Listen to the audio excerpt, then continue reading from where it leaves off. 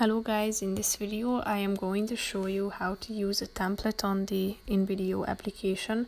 But first I just want to mention, don't forget to subscribe to my channel because at 10,000 subscribers I am going to show you my whole YouTube revenue statistics and growth strategy, how to make money online. So let's jump into it.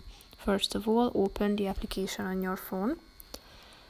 After that you should go to your home page and then select the templates option. That will be the second one down below. Here you can find a bunch of categories such as Christmas, travel, brand and so on. If you are interested in any of these, tap on the view all button.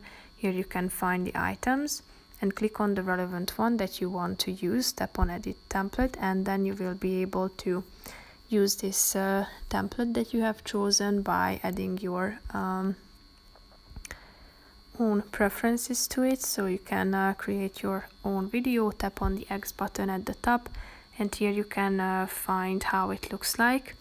You can add your own music by tapping on the music button. Your own voiceover text can be added too. You can select the format and also the canvas by changing the color, gradient and blurriness of it. So that's pretty much it for this video guys. See you in the next one. Bye bye.